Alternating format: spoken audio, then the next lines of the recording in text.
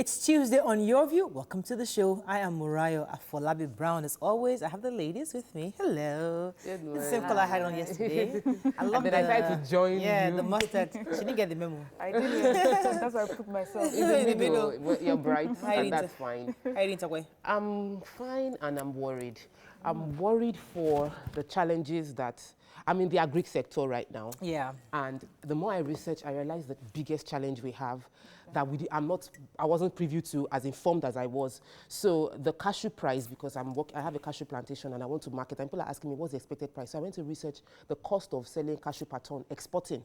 And I realized there was a sharp dip. Between 2018, it was 600,000 naira per ton to 200,000 naira per ton. So imagine someone that had forecasted 600,000 to be earning 200,000. What caused that? What caused it? Exporting challenges. The ports are locked down. You can't get your goods outside the country. People have paid you to deliver to them. If you don't get it to them in time, they cancel your order. And when you don't have order, you have excess cashew on your hand and you can't sell out. So, and I read and I'm like, there are many ways this government is just making life difficult for us. And we're not talking about the ports closed because containers are coming in. And when I was discussing about them, I said that it's not just, it's every export that yams get spoiled before they even get to the ports. Remember the yams get spoiled before they get to the port stock place of being shipped out. So it is the clogging of the ports and its effect on importing as well as exporting. So I have a story in the paper today talking about how even non-oil sectors have declined greatly in this year. So it's just worrisome. Like there's small things you would do to encourage us. Well, in the related story, I know that the government, the NPA, was celebrating the fact that the first largest vessel landed on a river state. What they're trying to do is let people know that we need to decongest the Lagos ports, that importers and exporters can begin to use the port in river states. So it's important that, so I hear you, you're right, but at the same time, let us see what the government is doing to help alleviate this. Yeah, but you're very okay. How are you doing, Mariam? I'm doing fine. Coming off of her agricultural issues, mine was a bit, I had a quiet weekend, apart from the War of the Rings that happened. But I had a quiet... Lord of the Rings, War of the Rings. Don't worry. Anyway, yes. So I read... Yeah. So I read this book, and I think I talked about it already on my social media, but it was just eye-opening. You know, we understand what people are going through. A lot of people are going through, Africans, there's so much that they have suffered. And it's hard that when we do not pay, when we do not understand their story, sometimes it's hard to understand where they are at. And when I read this book by Trevor Noah, Born a Crime, it just opened my eyes to, you know, how apartheid affected someone and how it would affect generations to generations. And some of the things that we're going through is because of things that we have suffered, yes. History is very, very I'm reading a book, and in fact, listen, I just, oh my goodness, I think I'm having that new knowledge. I'm excited about the prospects of what I'm thinking about these days, and I'm brewing a few things, but it's exciting that there's so much knowledge out there that many of us actually not into tapping into, and I feel like I should have known this knowledge many years ago, but it's something I'm working on, and really is how do we really solve the problem? That issue we're having in this country, how do we truthfully, sincerely, and intentionally solve our problems? And I'm working on something. I think that's the question everybody needs to be in that space. Because when I posted, I sent my friend this detail. She replied me by saying, "Oh, the government is not doing," and I said, "Yes, we also have a responsibility. We are the government. We are going to elect. We are going to see the problem, and we are going to solve the problem." Okay, let's go on a break. There's so much to cover. When we come back, we'll go through the front pages of the papers. Stay with us. We'll be right back.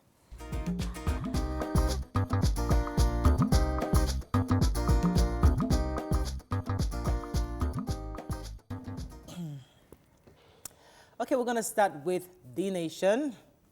United Nations to Buhari join dialogue with force to end insecurity. Mali transition government talks stalled.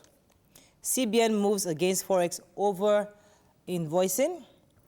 Unilag said it picks acting VC. I will overcome COVID-19, says Abayomi. And PDP reps slammed the 774,000 jobs as illegal. Okay, let's start with the major headline. Yeah, so I got that. So the United Nations Resident Coordinator in Nigeria, Edward Caden, was speaking and says that, you know, our fight against insurgency and all our humanitarian issues really needs to be dealt with. We need to do it in not just by force, we need to complement it also by dialogue. And he said that the types of humanitarian issues that we have in Nigeria makes it hard for us to just use the normal force. So we have, so we have humanitarian issues. So we have over 1.2 million internally displaced persons. We have over 293,000 refugees in the Niger-Chad area. We have congestions in our IDPs. You know, basic services and protection and shelter is hard to get. The United Nations annually invests about $1.5 billion to support our humanitarian issues. So yes, we would use force, but also people need to, you know. In addition to that, he also said that there are three legs to the conflict that we're experiencing in the Northeast. So there's the identity-based conflict, there's the resource-based conflicts, and there's the power-based conflict. So these are different types of conflicts that need different types of approaches. So you can't just use one size fits all and have different approaches to fix it. I want to talk about Mali quickly because it's also linked in. So Mali, they had a discussion, a dialogue to sort of find a peaceful way to resolve the challenge, and it ended unsuccessfully, mainly because they were unable to reach a conclusion on how to integrate and phase out the military hold. But one of the few issues with Mali is that Mali is currently fighting a major insurgency, the influx of Islamic extremists taking root there, and the ensuing crisis it will cause for the entire basin, having this instability in that area. So they're going to go back there and have... So the junta have also said that they're going to have a 3-year government. So they're not going anywhere. They're going to also elect soldiers to be part of the government of Mali. So it's a military government. It's a military government. And he was also saying that they were actually just fighting for the people because there were actually unrest and lots of protests asking for him the president to resign for quite some time now. So they were working in accordance with the people. But the problem is that we don't want that approach.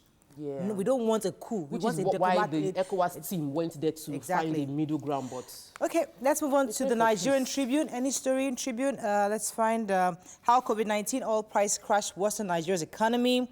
My 4 weeks battle with COVID-19, says Segun Awolowo. Airlines to pay $3,500 fine per passenger for breaching protocols. Government killed one GSS 3 students feared kidnapped in Kaduna.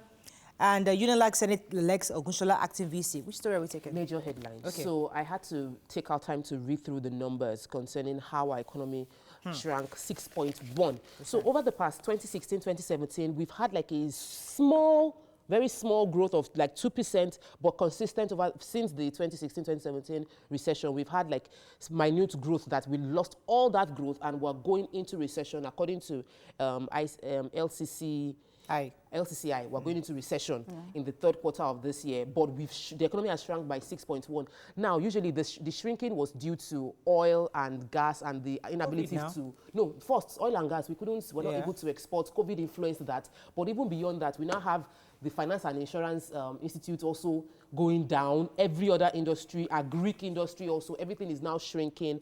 And I was waiting, okay, where's the solution? What's the government doing? What's the government doing? I would like to connect that. Can I connect that to the other story? I'm not sure which paper has it. Where we have the Katsina, Kebbi, Borno, Bayelsa, Taraba states have been declared insolvent. They don't have ability to raise funds, internally generated revenue. Obviously, they can't pay their salaries. And I think it was the Annual State Viability Index. The editor-in-chief, and Economic Confidential, Mr. Yusuf Shoaib, was the one giving this report in Abuja yesterday. So we have questions for these states. The question you asked, what do we do? What's the solution? Because when we have NGF forums, what is the NGF doing? What's the team gathering together to do? Because we hear their voices when they are fighting for resource sharing, allocation, give us bailouts. But what are we doing? Okay, so I think that's a good question. So I think these states, I think we should even put a searchlight on these states. Let us do the thing about Taraba State is just a potential. Let's find out what happened to these states. I think it's something that is good for us to focus on. Moving on very quickly to the Punch. FG won't be able to service rising debts and fund budgets, says MAN and LCCI. We talked about that earlier. Suspected serial killer hacks Ogun community leader to death. Unilag Senate withdraws suit against Ogundikwe, sacking appoints acting VC. State rules out Sanwo-Olu's examination as commissioner tests positive. $500 million Chinese loan already approved. Probe unnecessary, said reps. Okay, which story are we taking a punch? Yeah, I took the human interest story. So very sad story. A 53-year-old man, Mr. Olatunji, who was the vice chairman of Oluwatedo community in Ogun State, was hacked to death by a suspected serial killer. His son was saying this happened on Friday. This serial killer is said to have killed almost 15 people since February of 2020. When people report him or he thinks that you're chasing him because of what he's done, he goes back to these people's homes and he kills them. He said the last time he killed someone, he and his father took the person's corpse to the morgue, and now he went back. His father was just coming home. Just as he was about to get into the house, there was no confrontation, nothing. He hacked his father to death. And my own is, if this person has killed people from February, and many people are able to attest it, what has happened that he hasn't been arrested and he's just let to continue these killings? Really, really sad. I was going to take another story there in Punch. $500 million Chinese loan already approved. So what the reps are saying is that they suspended the probe because the $500 million have already been captured in our 2020 budget. So it has been approved already. You can probe after we've implemented, but not now that it has already been approved. What they are probing is that there is a sovereignty clause. They're saying that wasn't... So there's been a process already that's gotten that budget approved by the so there's National nothing Assembly. That we can so right now, for now, we are moving on to other probes. The NDDC probe is still ongoing. The Social Security Investment Fund is also on the probe. But for this one, it's been suspended since last week. Other African countries found out that there's something wrong with their contract with China and they rescinded on those contracts. So I think that if a contract is not favorable to the people of Nigeria, Nigerian lawmakers can probe the process and call back that contract if it's not favorable for Nigeria. Okay, moving on now to Daily Sun. FG declares Bayelsa, Katsina, Kebbi, Borno, Taraba bankrupt. We talked about that earlier. Edo Assembly invasion, court orders suspects remanded in police custody. Anger in Southeast over Enugu massacre. Nigeria gets WHO polio-free certificate today. Okay, which story are we taking in Sun? I read the WHO. So after a 3-year journey, we'll be getting our certificate today. Will be presented to the president by the World Health Organization that we are finally polio-free. Any story in Sun? Who read the Enugu story? Nobody read the Enugu. No. The massacre that happened. I think IPOB is saying that. I think I read it a bit, but they said IPOB slams army police action aimed at demoralizing Igbo presidency, says Masob. Groups demand judicial inquiry. Why they have not gone after headsmen. Anyway, so they're looking into it and hopefully they can get some answers. Moving on very quickly now to Daily Trust. Nigeria's economy records worst decline in 10 years. We talked about that earlier. First female acting VC emerges at Unilag. Gunmen kill 1, kidnap 7 students in Kaduna school. I resign from NIPPISS. Over killings in southern Kaduna, says Malaifa. Okay, so I think the human interest story, yes. A farmer was killed, a father of 2 was killed on his farm, and then 7 students were abducted from their school. One of their teachers also, a female teacher, was abducted. They were in school getting ready for their... 7 students were abducted from their school. One of their teachers also, a female teacher, was abducted. They were in school getting ready for their junior secondary school examinations when this happened. Okay. There was a headline I missed, but we have to wrap up. Yeah, the 774 jobs being illegal. Okay, go ahead. Okay. So a faction of the People's Democratic Party caucus in the House of Representatives has said that the process of employing creating 774 jobs under a 3-month process is illegal, that the money can be used to create more sustainable development within the states, micro-industries that could provide sustainable jobs for growth, as opposed to just paying them below minimum wage for 3 months, that they don't agree with it. But once again, they say it's being approved. That's all we can take. The first female VC.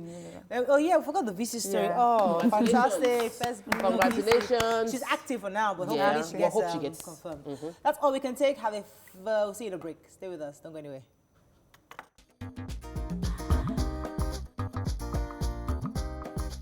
Stay tuned. Your View will be right back.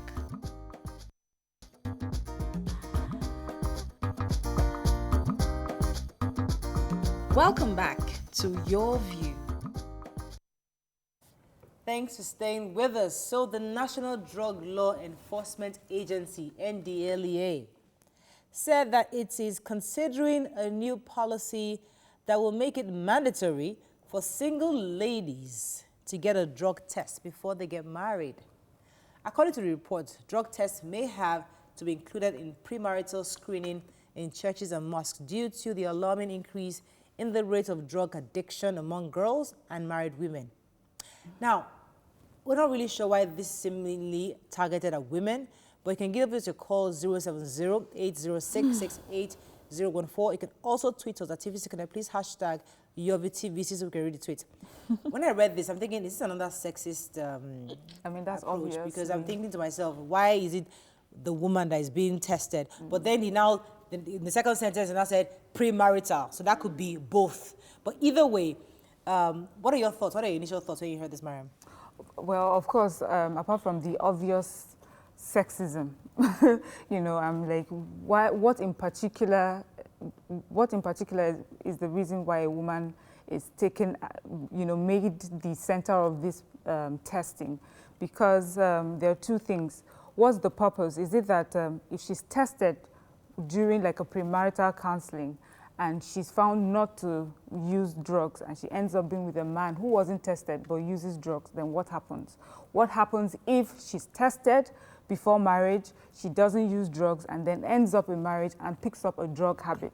What is more important? Is it when she's getting married, or do we test her also when she's about to have a child to make sure that she's not, you know, taking drugs? Because what is even much more important is that someone is not taking drugs and, you know, affecting the child, because science has proven that an addict mother can give birth to a child who's already addicted to whatever drug that she's taking. So I understand also the problems that we have in Nigeria right now when it comes to drug use and drug abuse. And I think this is based on the premise where he's saying that there's just been an increase in the numbers of young girls and women who are taking these drugs. But to fight it, we cannot just put the women, you know, make it a war about the women, everyone who uses drugs. And we need to start from before they are thinking of marriage. We need to go to schools instead and talk about random testing in schools. Let children understand that if you're caught, if you're a drug user and you're caught in school, maybe you don't get to write your exams, you get suspended or expelled.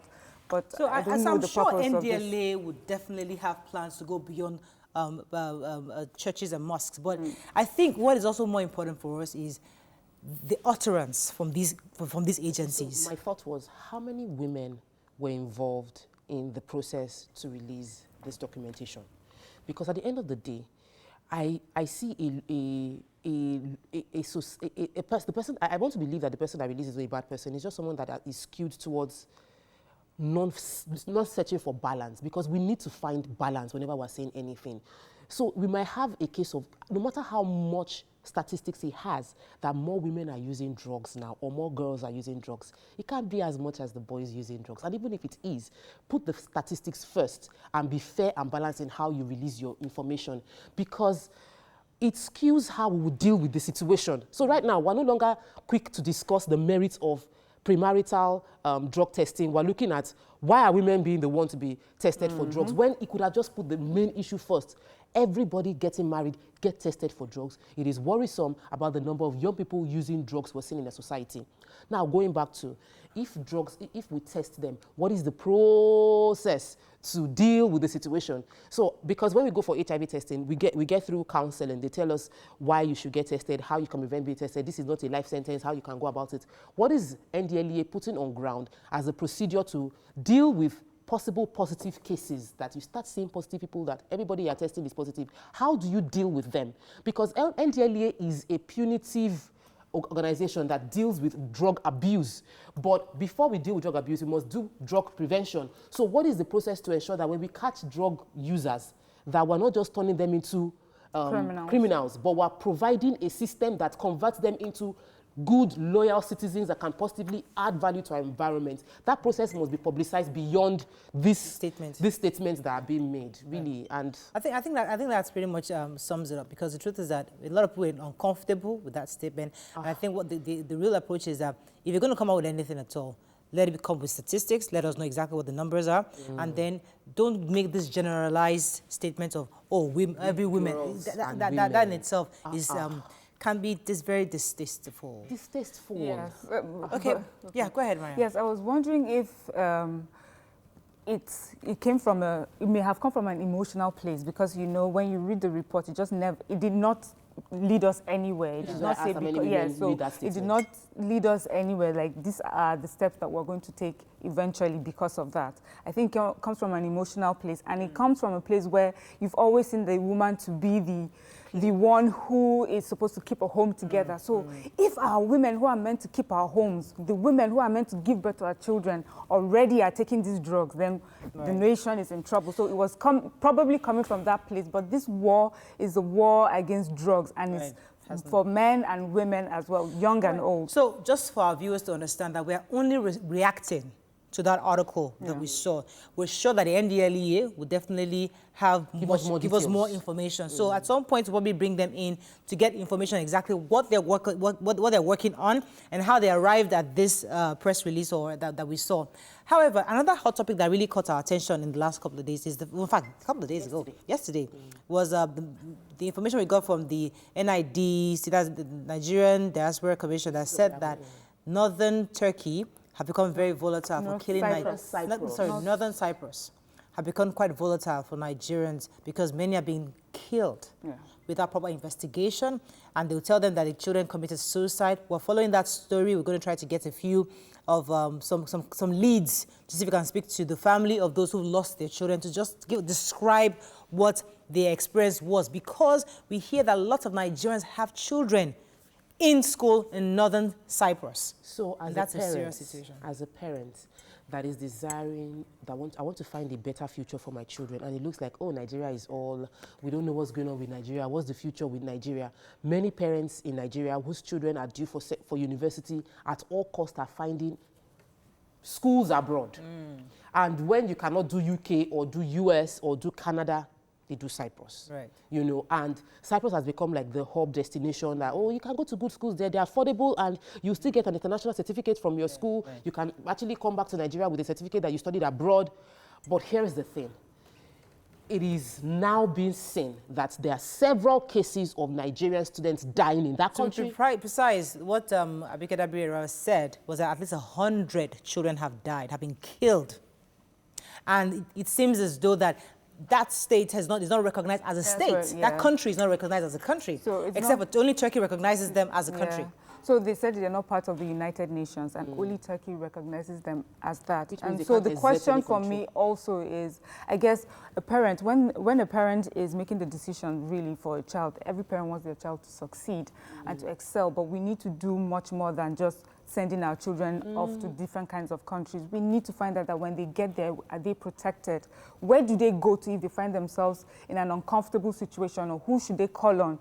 And if you find out that legally a country is not a country, you know, there's no one that you can take the problem to, there's no one that can speak on your behalf, there's no, what would you have taken your child and put him in sort of like no man's land. What is more bothersome is that we got the information that since 2016 to date, 100. Why did we have to wait till this long? Because we don't speak. One child dies, that's enough. 2 children, that's way too many. So why are we just hearing about it now? So, I'm sure they probably have said something, but we need the kind of noise. We should have had this noise 4 years ago. I am very, very partial and sentimental about Abike Dabiri, and because she's someone that's on ground. She's always on ground, and she speaks, and there's a lot of activity around it. So I would want to point fingers at the Ministry of Foreign Affairs, because honestly, the welfare of Nigerians abroad is under the purview of the Ministry of Foreign Affairs.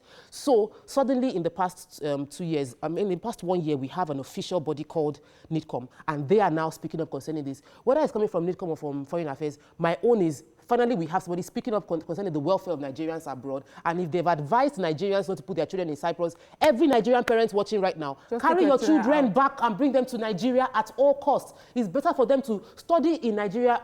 It's better for them to study in Nigeria. There are millions of people here. Anyway, we're not dying now. It's not that bad. That's a whole different conversation. No, it's not that bad. They should bring them back before. No, it is. Yes, it is bad, but we're here. And it's better to be in your house than to be where you might just get, whatever is happening there.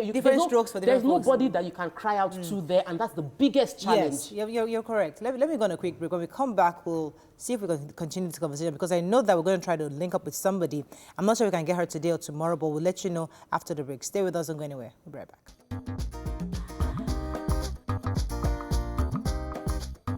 Stay tuned. Your View will be right back. Welcome back to Your View.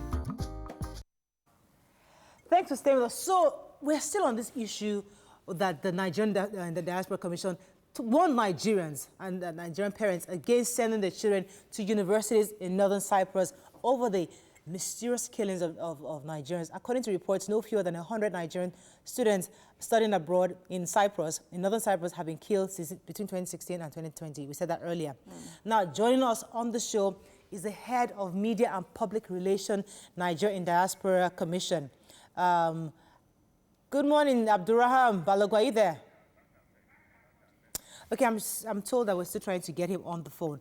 But so the point is that we've already discussed this earlier, that parents should begin to think twice about sending their children there. And if your children are already there, either you relocate them to another state or bring them home. Okay, so what's the process that parents use to choose where they send their children off to school? So usually you would go for like they do like all these fairs and you see different schools. But then when you finally decide that you want to take your child out of the country, I'm sure that there are information that we normally get about the different schools, what they do, the communities, like the Nigerian communities of students in the different schools, what are they saying? So if you were checking universities like in the UK, you're able to go on their website and find affiliate websites of communities of, like Nigerians, and then you'd hear the pros and cons about why they are in that school or what the community outside the university, things like that. So it's important that parents put all those into consideration before making this move. Also, when it comes to the government as well. The thing is, I don't like to drag in government every time we talk, but the truth is that if our schools were better, many people would not be looking for different places. That's a whole new kind of worms. Let me talk to Abdurraham. I think he's on the phone now. Good morning, Mr. Balogun. Are you there? Yeah, I'm here. Good to have you on the phone. So, you scared many of us when you said that 100 of our children have been killed in northern Cyprus. Could you give us a rough idea on what kind of investigations are ongoing there to help ensure that we find justice? Well, thank you very much for having me. It's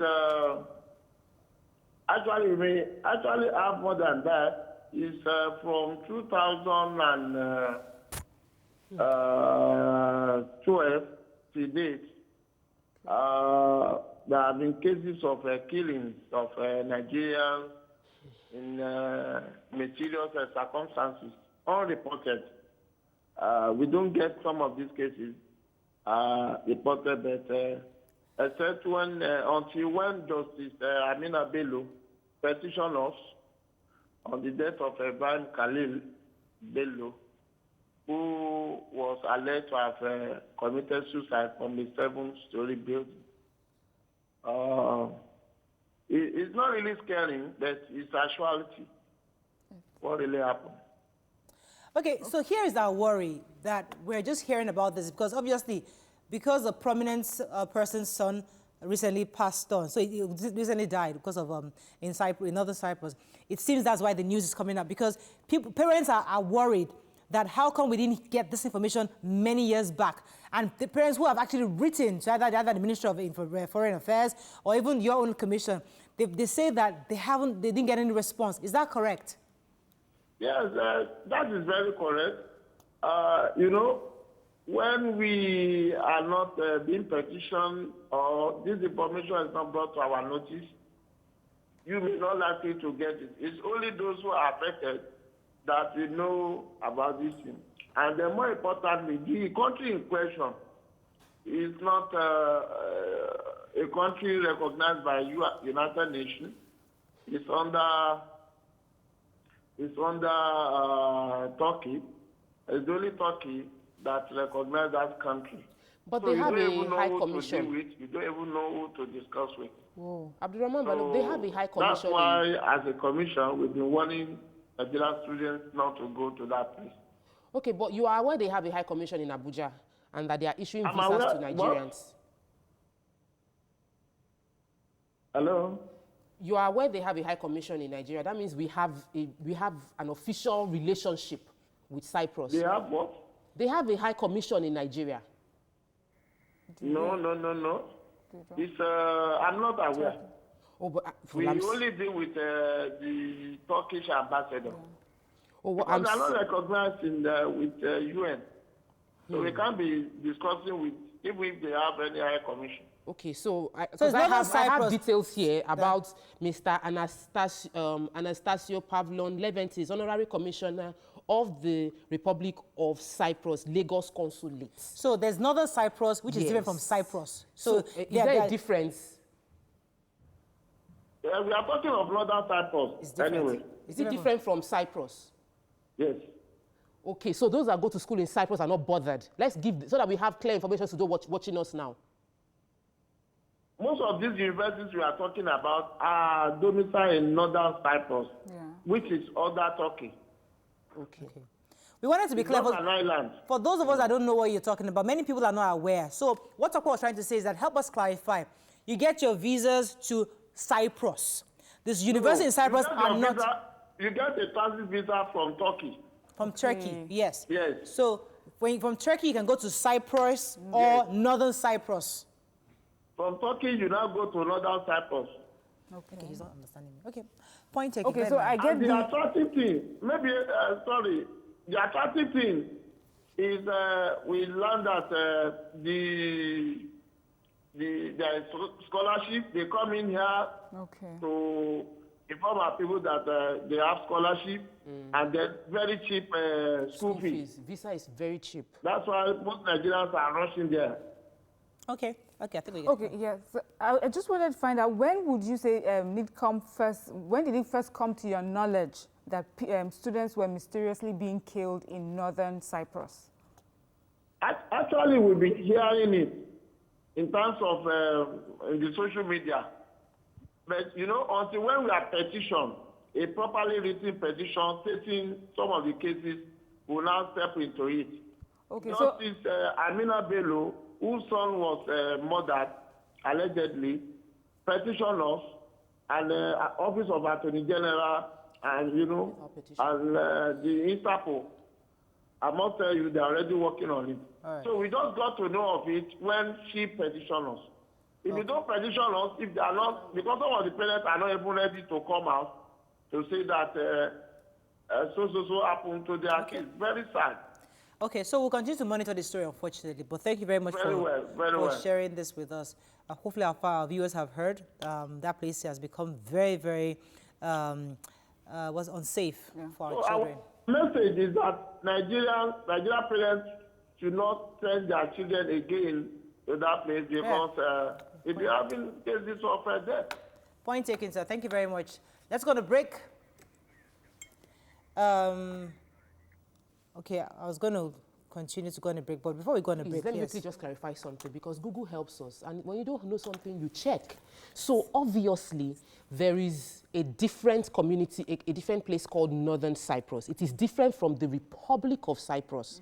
And Northern Cyprus is the place that is seen as dangerous for Nigerians right now because there is no official relationship between Nigeria and Cyprus. So earlier we're saying Cyprus, but and I was thinking it was the regular Republic of Cyprus. So it is Northern Cyprus, the one that you come through Turkey. That's the one that is a danger zone for us. I'm curious to know why they would come all the way, give scholarships to take them there to kill them. No. Is there, you know, for me, I'm very interested in the investigations, and I'm worried also that if it comes to government's knowledge, even though if it's not officially, they're not officially petitioned, if it comes to government's knowledge that Nigerians are being killed somewhere, I think that there should be like huge information. Like if you're at the airport even, you should see, if you know that you're going off to school in Northern Cyprus, these are the numbers of deaths that has happened. Do you understand? I just feel that we should be able to take initiative to protect Nigerians before. But that's what we're doing, that's what we're discussing, and that's why NIDCOM made the announcement. So it's a good thing that we have that information from NIDCOM.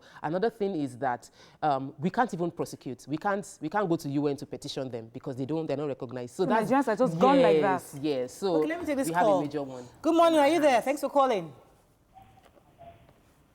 Hello. Hello. Thanks for calling. Go ahead, please.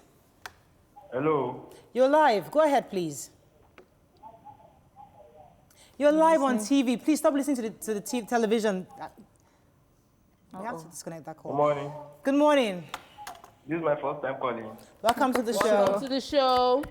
This is my first time calling. Welcome to the show. Yeah, listen to the TV. Well, sorry. Let's take a few Let's take a few When you call in, listen to the phone call, not the television. The television is about a few minutes delayed. Go ahead, Yes, please. Festus Akiboye says, Cyprus is not a recognized country. My nephew was given admission to study in a university there, so I did a research study on many of the universities there and found that majority of them are substandard. And so that's another thing. So you think you're taking them away from Anyhow Nigerian abroad. schools who are not, you know, they are not up to standard, and then take them to universities, maybe even worse than the countries that you have just left. All right, Yeah. that's all we can take on that. We're going to break. We'll be right back.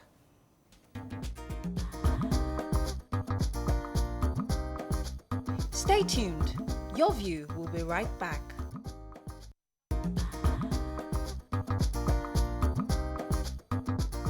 Welcome back to Your View. Thanks for staying with us. So just some days ago, the Lagos State government, through the Commissioner for Environment and Water Resources, Dr. Tunji Bello, alerted the public on an impending heavy rainfall in September and October, and I think even on the way to November. They want the residents to be wary of possible flooding in some parts of the state. The expected rainfall will be aggravated by the release of 18 million cubic liters of water in September. That's next month. And then I think by October, we're having that 23 million cubic liters of water in the next month. Now, it's coming from the Osun River, with Lagos bearing the brunt. You know, we're the closest to Atlantic Ocean. So, to discuss more on this impending flood is the PEMSEC, Office of Drainage Services and Water Resources Engineer Nurudeen Shodeinde. Good morning, sir. Are you there? I'm here. Good morning. Good to have you on the show.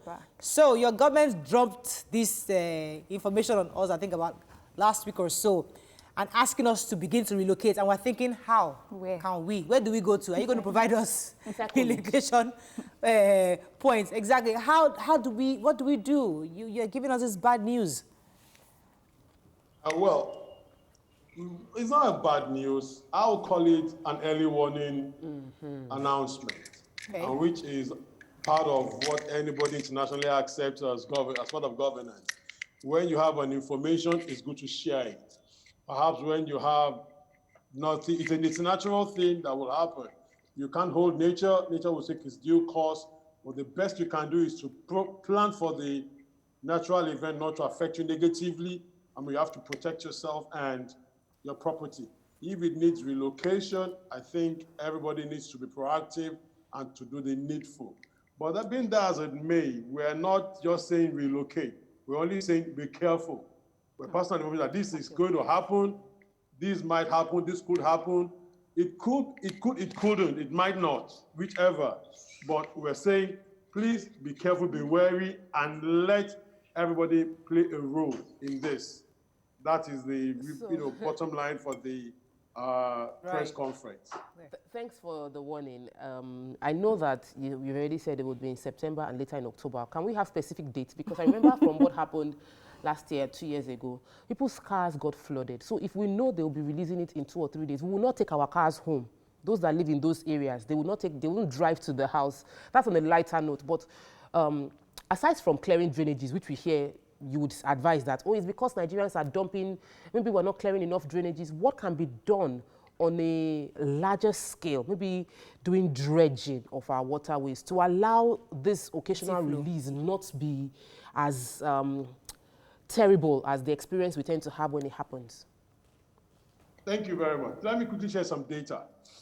The real problem we have, this issue is not with urban flooding. Urban flooding is when you have is when you have people dumping refuse in channels that aggravates the problem. But this is a river flooding, natural phenomenon. Okay. Lagos, for your information, is the most downstream. When I say downstream, the most lower part of 8 major rivers coming from Oyo, Osun, and Ogun State. So every every drop of rain that falls in this area, even some parts of Kwara and Benin Republic, every drop of rain fall up north of Lagos is coming to Lagos, into Badagry Creek, Lagos Lagoon, Lekki Lagoon, and the Ekpe Lagoon. So all this volume is what is coming into Lagos. Some years ago, 2 dams were constructed along River Ogun and Oyon River. The Oyon Dam has a capacity of 270 million cubic meters per day. Capacity. Wow. But look, even the figure you gave us for September only, 18 million cubic meters is what they will discharge every day. Whoa. If you multiply that by 30, that gives you 540 million cubic meters. That is twice the capacity of the dam. Okay. The dam cannot hold it. So they need to let So it has to be released. Wow. So it's natural. Right. Dredging the channel cannot provide such a volume. Right. You understand? So Right. that is why God in his infinite design wisdom had provided floodplains Right. for such events. But unfortunately, We have built our Lagos is fast growing. People are coming to Lagos. They need to leave.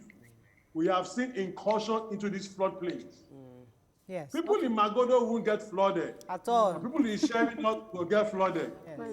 People in Agoi and Blacks will get flooded.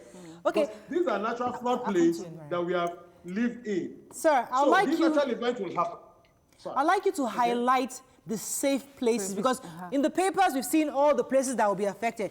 Could you give us those safe places so that we can carry our cars there or go and hang out with our family members there, go and live with them at least for the next few months?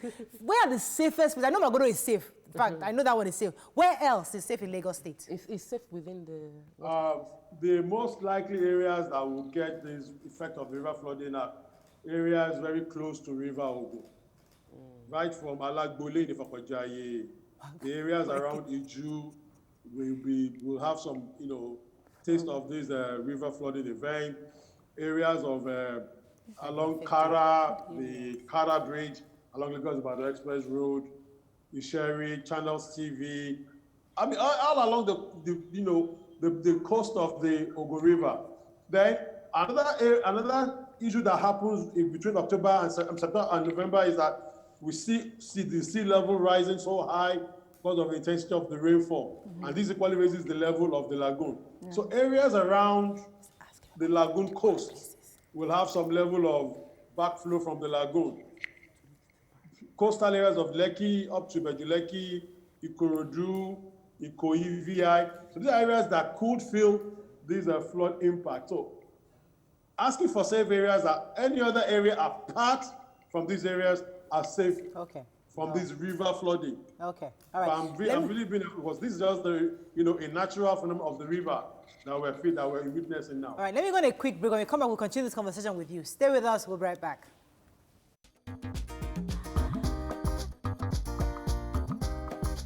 Stay tuned. Your View will be right back. Welcome back to Your View. Thanks for staying with us. We still have Engr Nurudeen Shodeinde with us, Special Advisor, PEMSEC for Ministry of Water Resources. Yes, Mariam. Yes, so my worry is not cars, really. My worry is human beings. And especially, I'm thinking about schools in those areas, especially as government has said, children should go back to schools. Is there like a shelter that has been created or will be created, knowing that this is a natural occurrence, it will occur every year, and people may not have places to go, like a shelter that they can stay for the 2 to 3 months this is happening before they can go back to their homes? Thank you. Government is really looking into the possibility of providing that alternative housing arrangement. I believe the Ministry of Science and Tech, through the agency, Lagos State Emergency Management Authority, has something in the works, because we are engaging them at the moment, preparing them to make the 3 facilities, two facilities are already existing, the one at Igodo and at Agbowa. A new one is under construction somewhere in that Agbowa axis as well. So these facilities will be made available in due course for anybody that wishes to take benefit of such opportunity. Yes, government is going to make available such interim arrangements.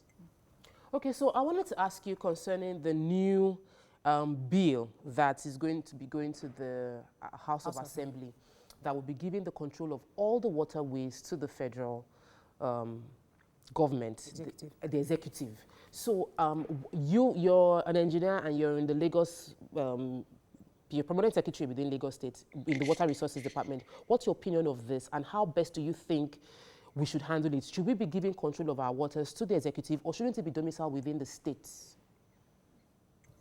Well, when you say executive, are you talking about the federal government? Federal. Yes, right? Federal. I want to get you clearly. Federal. Thank you. Well, I think in a federal setting, governance is about devolution of power to the states. The state government will have a standpoint on that. Waterways at best is best managed by the local arrangement, as a state arrangement. We are close to the people, we know what they want, we know what best fits the purpose of the state. What Lagos State needs the waterways for might not be what Ogun State or any other state in the country or even Delta rivers need their own waterways for. What kind of waterways do we have? We have a lagoon system and some rivers. Other states have rivers. So the federal cannot hold on to all these resources and all these assets and control. Each state should determine what it fits for its purpose and determine what it best fits its people. Fantastic. I mean, internationally, that is the way it is. Every state government should determine what their people, should best enjoy. Thank you very much. Let me take this call. Kalu, are you still there? Yeah, Maria, good Thanks morning. for calling. Go ahead, please. You're live. Yeah, I had a question with the Honorable Pamsec concerning the issue of this flooding and so on. I want to ask him a question clearly, that why every time we come on to this issue again, why can't Lagos State be prepared, like after this one, another one will come up again? I could remember what happened in our channels area, that is Sherry, that made me to lose my property in northern environment. Until now, nothing could have been done with this. For example, I've been in Germany more than 50 times, or more than 20 times. Hamburg don't have seaports.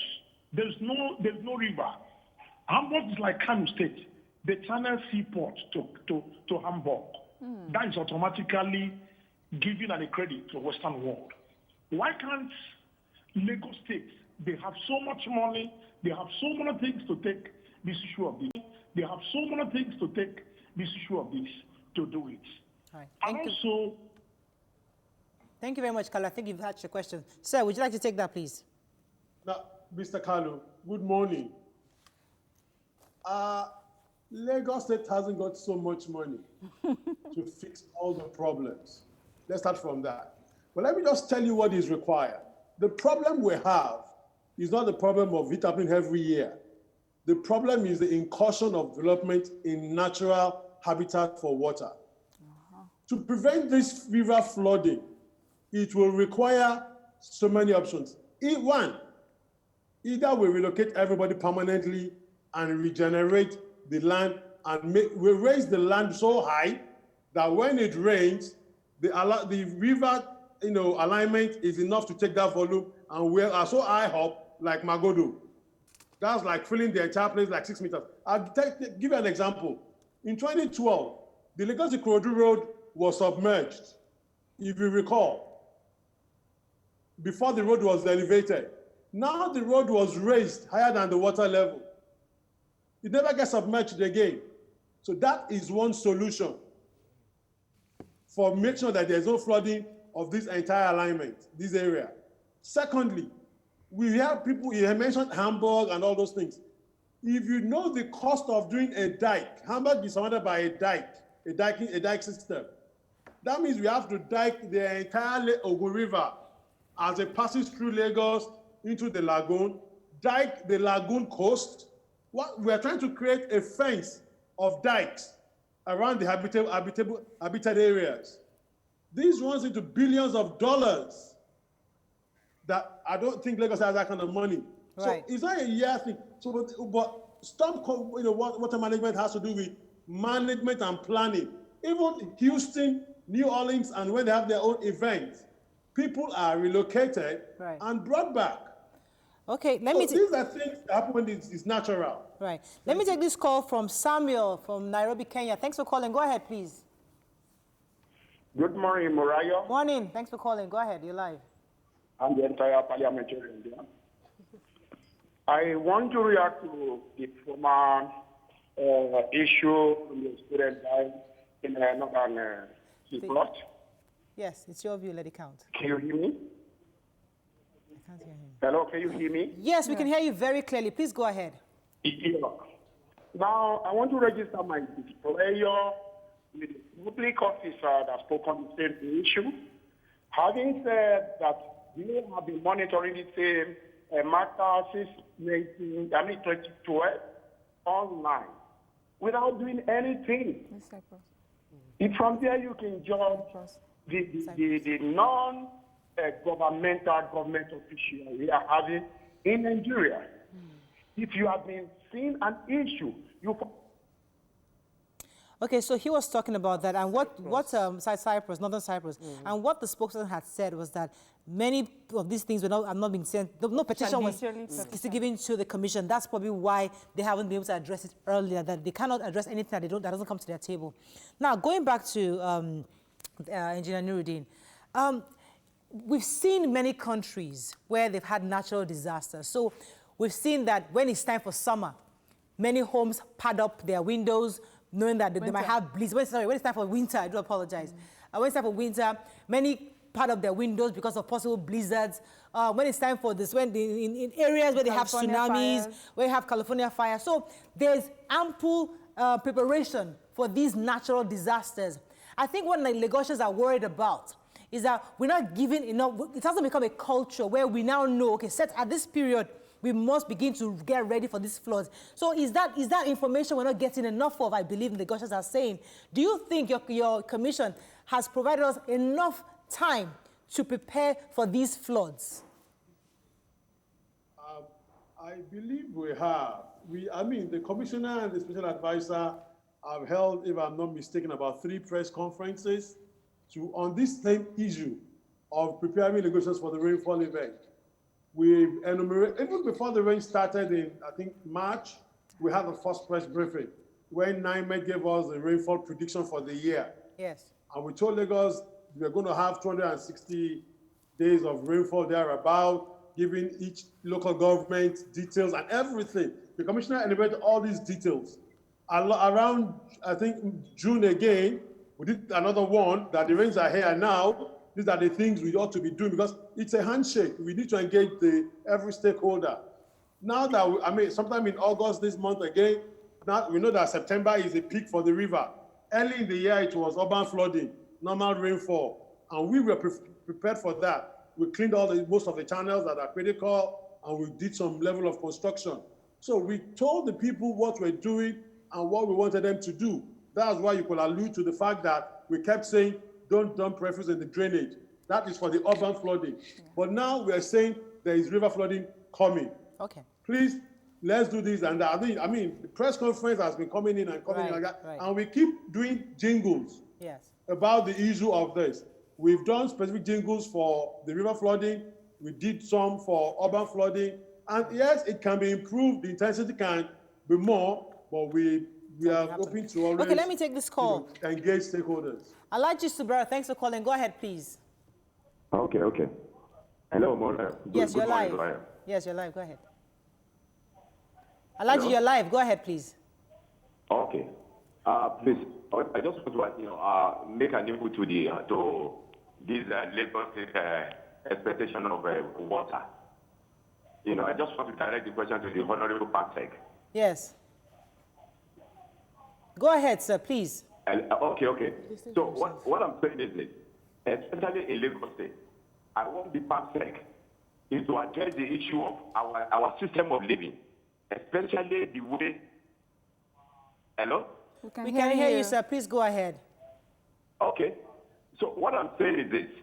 I want the PAMSEC to make an input to this issue. The way our people is living in Lagos State, especially the way people dump refuse. you find that most of the gutters, most of the drainage is full of, plastic and waste. Yeah. What is the doing about it? Okay. It's very. Okay, so you talked about drainage earlier, but let Madam add a question to that. Yes, Engineer, you were talking about the different solutions that Lagos State has to address this problem on a long term. And I'm wondering why, and the first one you talked about relocating people from the floodplains. Is this a conversation that Lagos State is having seriously? And what is the challenges that has stopped you from the Lagos State enforcing this solution? Sorry, wrong use of word. Enforcing. Yes. When it comes to stakeholders, you don't enforce. You partner. This is supposed to be a partnership. Okay. Okay. Governance is about partnering with the people. We're not enforcing. These are, Okay. as illegal as they are still our people. So we have to consider their interests first. So before we pick on the one solution, there's a need to look at all the solutions, all the alternatives available to government and pick the best. No one solution will fit all the location. The solution for Fishery North might not fit Agboyi, might not fit Agility, but it's a plan that we have on a very large scale that we will need to implement at a micro scale. I don't know that make any sense there. Yeah. It's a mega program that will be implemented at a micro scale. So it's a conversation we're having at the government level, whereby we identify all these areas. Yesterday, we started an ESCO presentation on this issue, and we've been directed to go ahead and start coming up with a plan of action that we feel we need to do. A feasibility has to be done for each of these locations to identify how best to solve. So I can't tell you here right now that this is what we're going to do for everybody, but we will be engaging every catchment on a catchment basis to engage the stakeholders. We're not fighting, we're not enforcing. When I say relocate, I'm not saying relocate them out of where they own. It's going to be more like an urban regeneration. Okay. Right now, we're having a slum settlement in these areas. Let's see how we can improve on their livelihood. So it's going to be an ongoing conversation. Right. We won't do it. Let me let you go at this time. On the people. Let me let you go at this time, sir. Thank you very much for helping us out on this. We'll be speaking with the PEMSEC Office of the Drainage Services and Water Resources Engineer Nurudeen Shodeinde. Thank you very much, sir, for joining us this morning. Right, so... go ahead. It's a serious topic, but putting a lighter spin on something that is very important that everybody that lives at. If you live along Kara, you live along... If you can see water from your window, water view, people, if you are seeing water, then you should run away from water because water is coming into your house very soon. Honestly, so that we don't end up seeing pictures online that are really, really gory of electric, your TV getting immersed, appliances getting immersed. Move your things to the top floor if you live in a story building. If not, relocate my own is the your human things casualties out of the house. Yeah, yes. The human casualties are that's what's so scary for me. And sometimes I feel that you may need to take draconian measures to make sure that we don't have those casualties repeated. And in addition to that, as I've tried to say earlier, there is the issue of drainage, which we complain we are at fault, government also at fault because they need to ensure they clear the drainages. That is a different issue. There's an issue of natural occurrence, which is what the PEMSEC just said. There are two different things. So natural occurrence, the water will come either you have the facility or the infrastructure or not. It will still come. Just like other countries, they have the tsunami-prone areas, the typhoons, they have the flooding, they have the fire, they have the various weathers that they have, and the people are told ahead of time that this is coming, winter is coming, prepare, cover up, the blizzard is going to, we're expecting blizzards. Ensure that your areas are well cared for. So the same thing here, the government is telling us that flood is coming. So if you're in these certain areas, prepare for it so that you can then ensure that there are no lives lost, no properties are lost. That I think is critical. So there are different issues, drainage, natural occurrence, two different separate issues. Either way, government and our people must prepare. On that note, have a fabulous day. We'll see you tomorrow. Bye for now.